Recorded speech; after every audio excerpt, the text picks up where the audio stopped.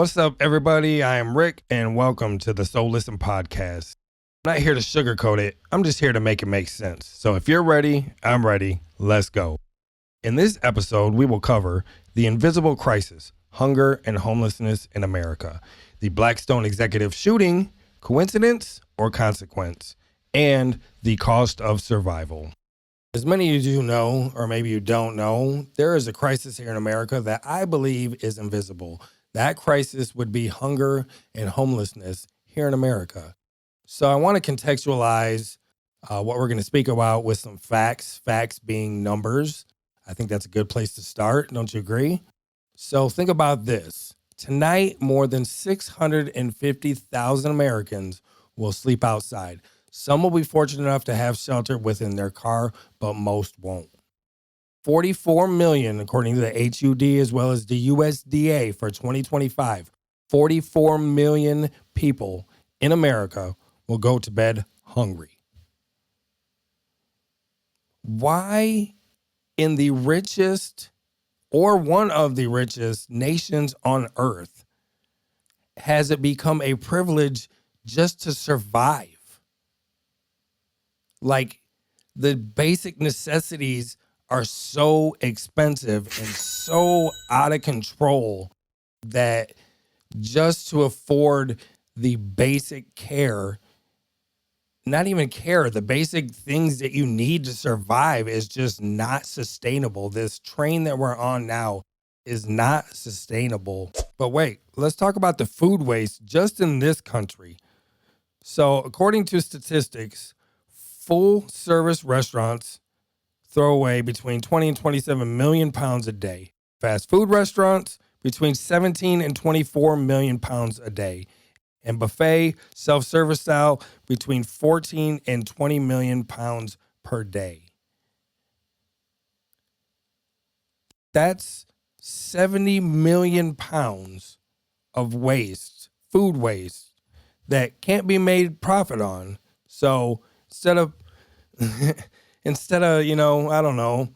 feed the 44 million people that can't afford food, that can't eat, since you, the corporation, can't make money off of it, you're just going to waste it, throw it away? I mean, really? Okay.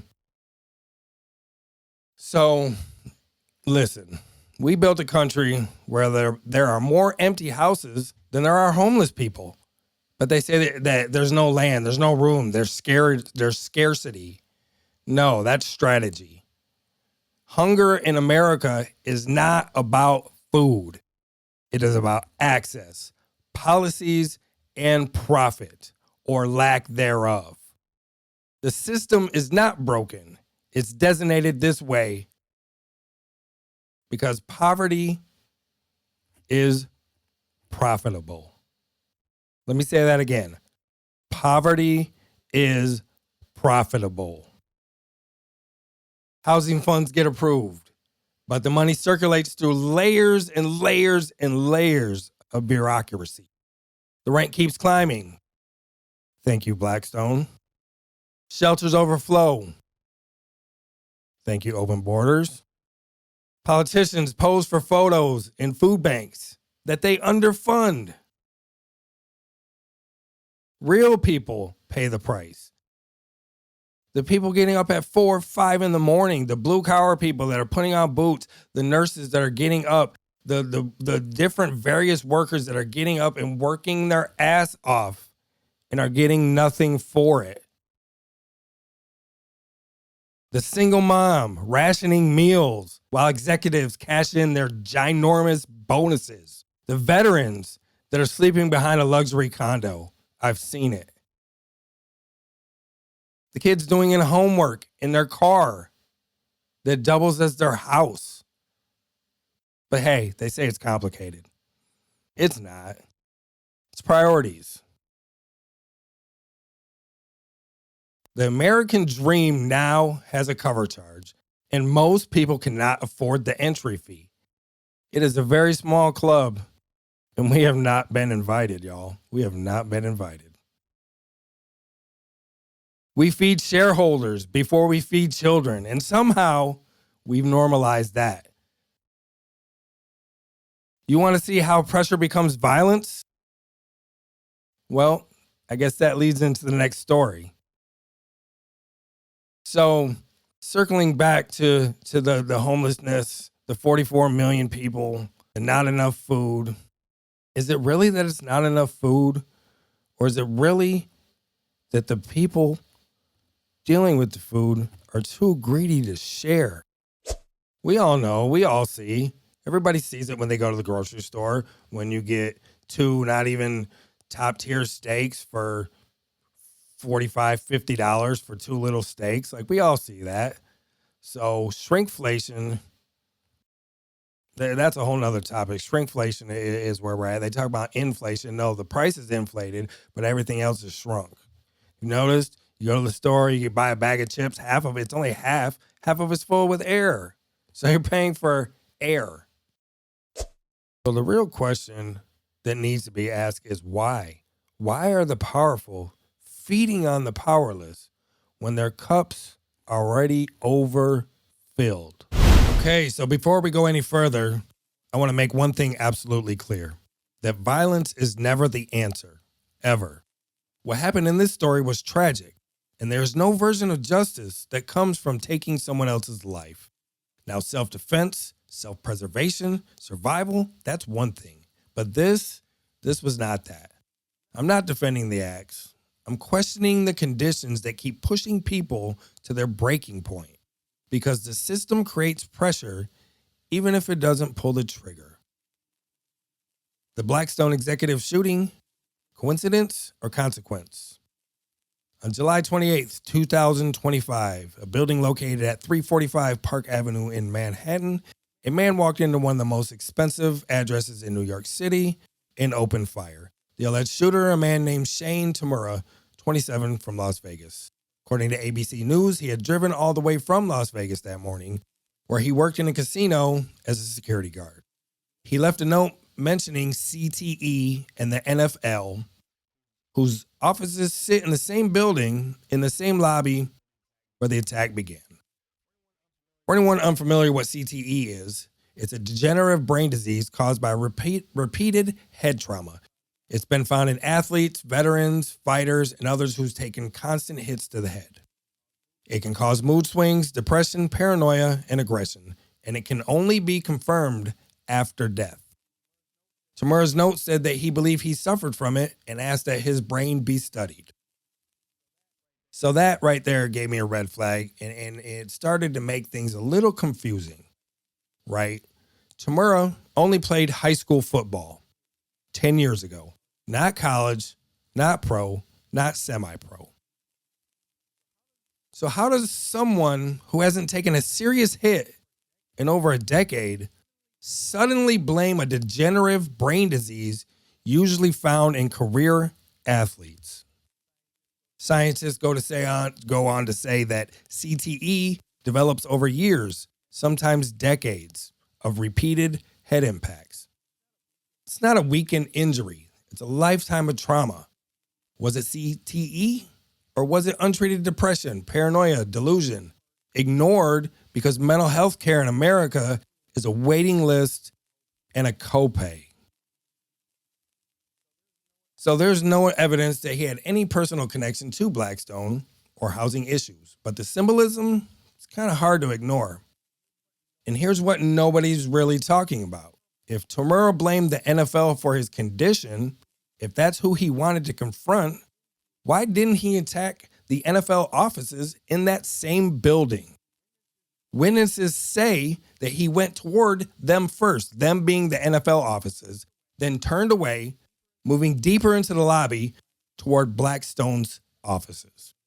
Was it confusion, panic, or did something about that marble lobby full of corporate names trigger something bigger in his mind? Maybe it wasn't about football at all.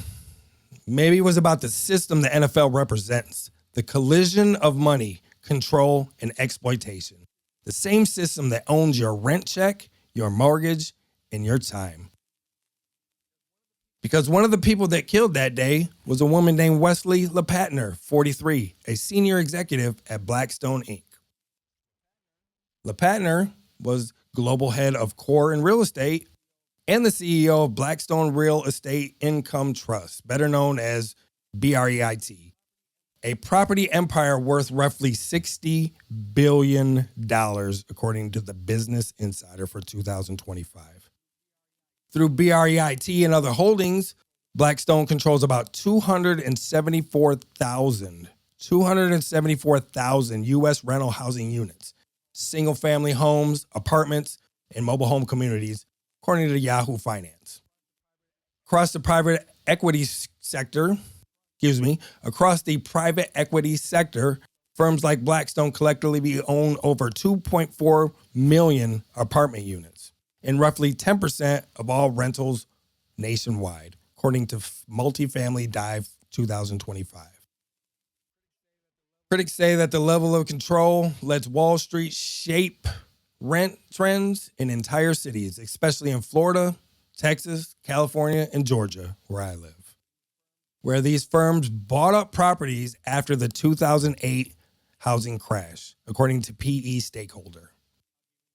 I'll give you an example, a personal example. The house next to me was bought by a private equity firm, and it now rents for, I believe, right around $2,500 a month, somewhere in that area. Really affordable. Advocacy reports claim that Blackstone capitalized on housing shortages by acquiring units in tight markets and raising rents or fees, according to the IPS DC 2025. Blackstone disagrees. Insisting that they own less than 1% of U.S. rental housing and that their influence on market rents is virtually zero, according to Blackstone.com. So listen, when one company can own hundreds of thousands of homes, the question isn't whether they're the only cause. It is how much gravity they add to a system already crushing people. The media call this shooting a random act of violence. But in a world where survival keeps getting priced higher, even randomness has roots, don't you think? A corporate titan of real estate was killed in the same city where average rent just passed $4,300 per month. $4,300 for rent per month, according to Redfin. That's not a metaphor. That's the cost of living closing in. Now, I'm not agreeing. I'm not saying that Shane Supura acted for the economy. I'm saying he lived in the same stressed out, over-leveraged country the rest of us do, where pressure builds quietly until it explodes. When housing becomes an investment class and people become the collateral, instability into a mystery. It's math, y'all. This isn't about one shooter and one executive. It's about a structure, a system that values property and money more than people. Wesley LePatner didn't die because she worked for Blackstone. She died in the lobby of the system that they built. Okay, so to close out today's show, I want to speak on something that affects all Americans. That includes myself. So that leads us into the final segment for this episode, which is the cost of survival. Post-World War II system used to make you chase success. Now it just makes you chase survival. Let's talk about it. Wages versus reality, the gap that's swallowing people. In 2025, the median weekly earnings for a full-time U.S. worker is $1,196, according to BLS.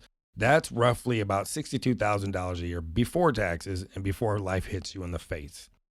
But real wages only grew 1.2% from 2024 to 2025. Inflation on essentials grew way faster. Nearly 63% of Americans have less than $500 in their savings, according to Bankrate. Less than $500 in their savings. And almost half of Americans can't cover a $400 emergency, according to the Federal Reserve. So what does this mean? This isn't living paycheck to paycheck. This is living emergency to emergency. Housing, where the pressure hurts the most for most Americans right now. The median U.S. rent in America is $1,790 per month, according to Redfin. In New York City, it's now $4,300 for rent. In LA and Miami and Boston, commonly rents sit right around $3,000 per month. U.S. renters spend 40% of their income, 40%, nearly half of their income, on rent, according to the Commercial Observer. Wow. That's far above the 30% affordability line. To afford a median apartment, renters need to earn at least $63,680 a year, according to the NASDAQ. The typical renter household earns roughly $54,752 a year. That's a $9,000 gap. The U.S. is short 7.1 million affordable units. Over half of renters are rent burdened. Nearly 1 in 3 spend over half their income just on rent. Can you imagine having to spend half of everything you earn just to have somewhere to live? When housing becomes unaffordable, everything else collapses around it. Food, health, mental stability, relationships, everything. Why are housing costs rising? Let's talk about it. Rents versus wages. Well, since 2020, rents have rose 29%. Household income only rose about 22%. Construction collapse, multi-unit building permits dropped 23% from the post-pandemic boom. Fewer new buildings, tighter supply, higher rents. This is not random. It's structural scarcity. Brought on by companies like BlackRock and these big PE firms that are buying up the houses, hoarding the houses, and making it completely unaffordable for people to rent. Well, who benefits? I'll tell you who benefits. Private equity land grabs. That's who benefits. Private equity firms collectively own 2.2 million U.S. rental homes, about 10% of all apartments. That's according to the Multifamily Dive. Blackstone alone, 274,000 rental units through BREIT, according to Yahoo Finance. Corporate landlords tend to raise rents faster than individual owners. Multiple studies and lawsuits involving RealPage's algorithmic pricing. When housing becomes an investment product, we, the people, become the yield. Okay, moving right along. So the price of existence, what living costs now? What does it cost now? Let's go. Food. Grocery prices increased 25 to 30% since 2019. Food inflation in 2025 alone, 3.8%, according to the USDA Food Outlook. Healthcare. This is a big one for a lot of people. The average deductible for employer insurance is about $4,800. The average ER visit costs about $1,405. Unaffordable. Transportation. Average monthly car payment, your car note, $769 for a new, $574 for a used. Auto insurance is up 22% just in the last year. So, in America, staying alive is now a subscription service, and everything auto renews. So what is the psychological toll? A nation that is burnt out, depression, anxiety at all-time highs. Antidepressant use up 16% since 2020, since COVID, up 16%. Young adults report the highest financial hopelessness ever recorded. Work versus pay. Americans work 200 plus more hours per year than workers in Western Europe. Productivity is up 74% since 1979, but wages are only up 15%. 74%, 15%. We're producing more than ever, but we're buying less with it. Because the people at the top are hoarding all their money. Here's an idea. Instead of be worth $1 billion, maybe be worth $900 million. Pay your workers that work their ass off a decent wage, and then they could afford health care. So what the system actually wants, what does the system actually want? It wants collapse, interrupts the profit. Stability is expensive. What the system actually wants is controlled pressure, high enough that you keep working, low enough that you don't revolt, constant enough that you stay exhausted. The system doesn't want you to fail. It wants you tired, and it wants you divided. The reality of the new American experience is this: every overpriced grocery trip, every late rent notice, every surprise medical bill, every just one more shift. These aren't personal failures. They're symptoms of a system designed to make survival feel like an achievement. So, final thought is that's the cost of survival. And if you don't see it, you're already paying it. All right, y'all, that's it for this episode. Thanks for watching. If you haven't already, please subscribe. And I'll leave you with this: question everything. Until next time.